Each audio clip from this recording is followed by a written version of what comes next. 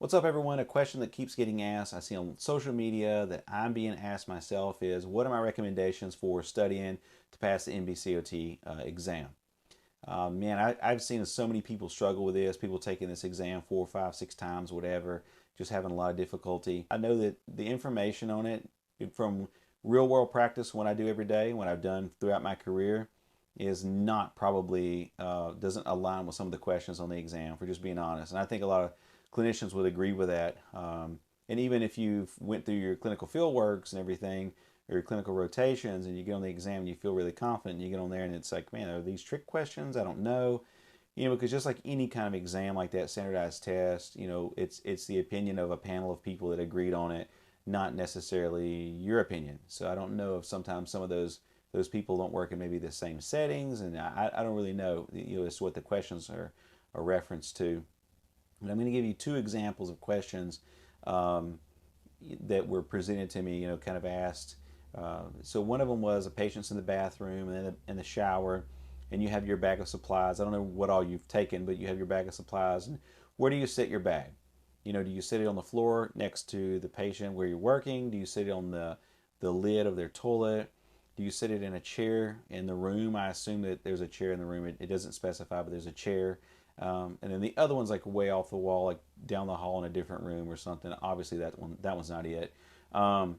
I know that in the real world practice, you would think, well, I have to be careful. I don't want to get my stuff wet, right? So I don't want to sit it right next to the patient. Although that is going to be the correct answer, I think. The other option, sitting on the toilet lid, I just think that just respect the patient.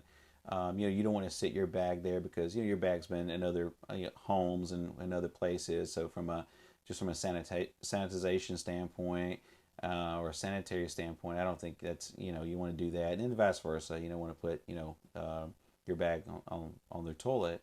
The chair in the bathroom. I mean, I don't know who all has chairs in their bathrooms or next to their tub shower. It's not really probably that feasible. In fact, that's probably a safety issue from just having additional clutter in there. But anyway, I don't think that would be it, because you would have to assume that everybody has a chair in their bathroom.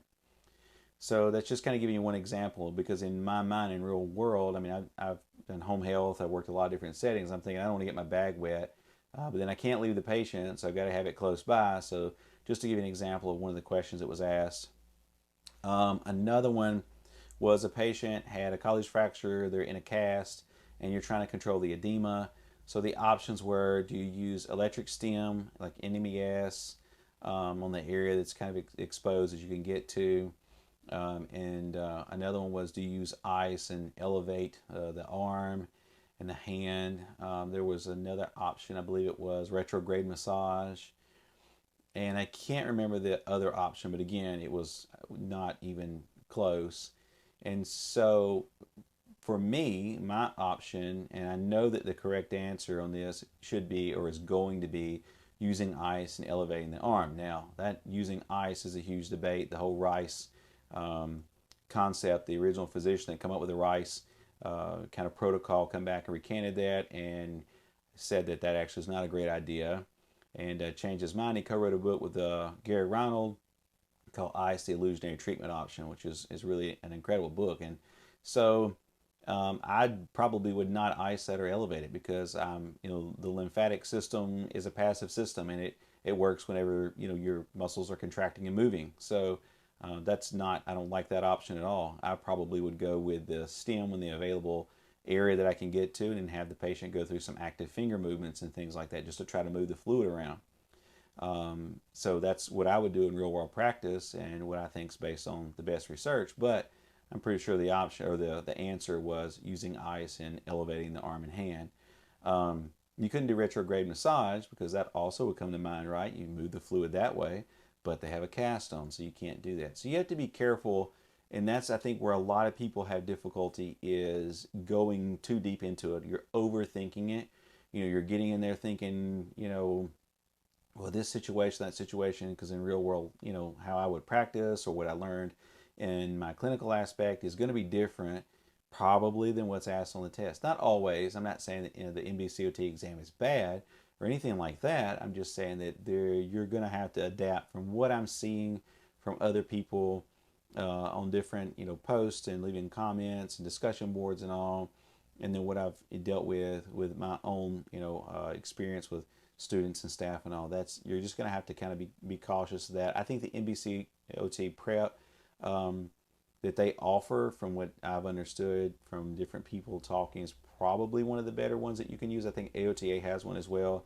And then some other third parties and whatnot. I think really at the end of the day, you just gotta just study as best you can. But the biggest tip that I would give someone is don't overthink it. Keep it almost at face value. And I also know that there was a lot of, I think, spinal cord questions on there, from what I'm being told as well. So knowing, in other words, if a lesion at T2, what does that affect as far as the patient's functioning, or L1 or whatever, and then what would be the best treatment, like if you're trying to facilitate a certain activity, dressing or being able to eat or whatever it is, transferring, what would be the best method based off of where that spinal cord lesion is. So making sure that what nerve roots go to where and innervate what muscles, and then functionally what that's going to turn into as far as what that's going to affect. So I think that's one of the biggest things I know that was asked on there,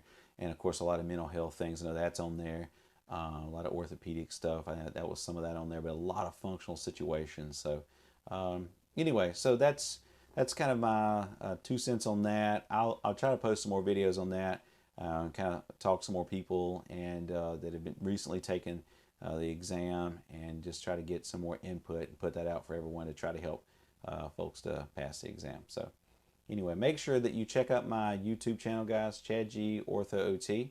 I have all kinds of videos on there. It's categorized by body part or topic. And so I appreciate all the support. And again, thanks so much.